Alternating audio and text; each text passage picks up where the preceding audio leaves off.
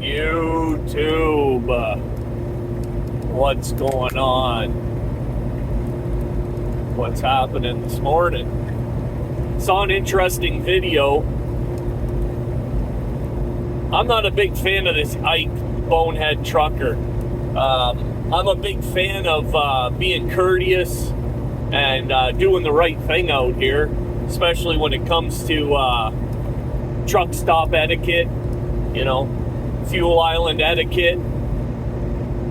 But I just don't particularly care for the guy. But anyways, I seen an interesting video on his channel through another channel that I watch, and then I went to his channel to watch it just to verify that it was actually, like, you know, coming from there. But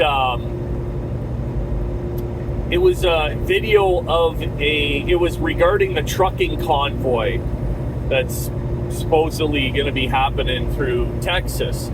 I just wanted to share my thoughts on it. You know, we are all just barely getting by. Whether you're a company driver dealing with freight volume and insufficient miles, right? Or if you're an owner-operator dealing with broker issues and insufficient money, right? Insufficient, you know, the brokers are basically completely decimated the trucking industry when it comes to paying owner-operators a fair rate for the load. And the reason I mention that is because they want to do this trucking convoy. So number one, who can afford to take the time off? Number two, who can afford to put fuel in their truck and not be, you know, not be pulling a load?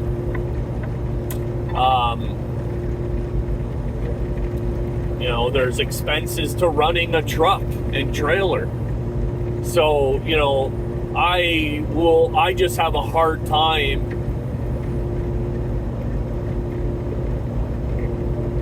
conceptualizing this trucking convoy when every time you turn around, you know, everyone's broke and there's no money in trucking, but let's go, you know, fire this trucking convoy up. And you know, so that's just one thought. And then the other thing that I seen on this video, getting back to this video, is I understand the frustration, right? I get it. I've seen a lot of changes happen in the short time that I've been out here. A lot of real drastic, very aggressive downturn in this industry. And if I look back to when I got in, it really was the beginning of the end. You know, we had that sharp influx of rate and freight volume during COVID, which was completely detrimental to this industry. I'm not even going to get into that. But the problem with what these with what's going on here now pertaining to the video that I seen with it was being proposed that there are illegal aliens driving semi trucks that can't speak, read, or write English. I made a short video about this a couple weeks back. It's not a U.S. problem; it's a North American problem. In the U.S., you've got the Mexicans and coming up from Mexico, and in Canada, they've got the Punjabs.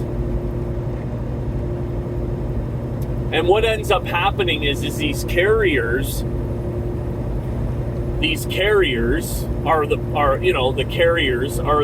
what they're doing is they say, how can we move this truck in the cheapest way possible? We can't control the fuel. We can't control the maintenance. To a certain extent you can, of course, but you got to put money in. We can't control the rates. What's within our control? Well, we got to find the cheapest driver we can. We got to find the cheapest driver, pay the most absolute minimum for a driver. And so how do we do that? Well, it's simple. $1 US sent down to Mexico is worth a whole lot than $1 US in the US. And same with Canada.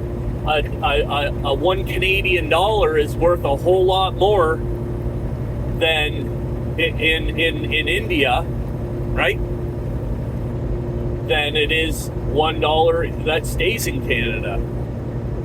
And so they're able to pay these people minimally, and then you've got, and I mentioned it in my video, I know for a fact, these East Indians, and I don't say this with any type of bigotry or the R word, right? I mean, not that R word, the other R word. I don't say it with any type of feeling in my heart about, I know everyone's just trying to do what they have to do to feed their families, right? And I don't have a problem with that.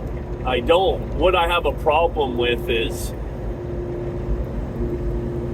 the trickle effect that it's having. You guys could have told me I look like alfalfa. Anyways, the trickle effect that it's having on this industry. And I say trickle, but I should say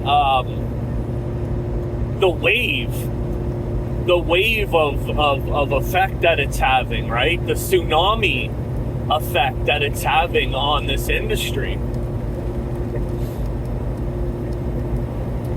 What's not fair is that some of us have to go through the proper channels.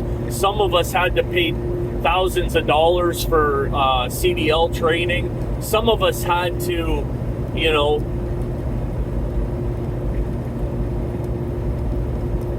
do certain things that others aren't having to do. There's shortcuts being taken. There's shortcuts being taken. It's having a devastating effect on the industry. And what do we do about it? Because anyone who has the control to do something about it aren't. Why? Because money talks.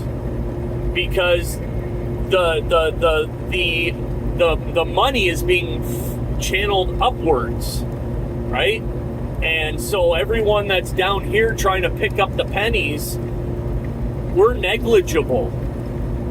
What are they gonna do? What are we gonna do? What are we gonna say? How are we gonna respond? We might have to deal with a little bit of this or that, but at the end of the day, as long as the money keeps funneling upward, you know how to grow a business, right? Everybody knows how to grow a business. If you've never been a business owner, I'll tell you the way to grow a business is you pour money in. That's how you grow a business. You don't siphon it out. Okay? And right now, all the money in trucking and the trucking industry is being siphoned. So I'll leave you with those thoughts for the morning. Let me know what you think in the comments. Please subscribe, hit that notification bell, and I'll share some more of my thoughts and concerns, and try and disseminate some of the information that's going on around here, and some of the fake news, as they call it, right? Because they only tell us what they want us to know, right? And it's important that we are able to discern fact from fiction. And all of us that are out here on the road, that's easy, right? We're living it.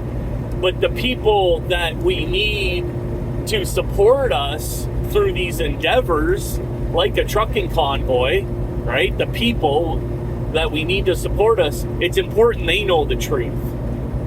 So, like I said, I'll leave you with that. I hope everyone has a great day. Driver's Lounge, over and out.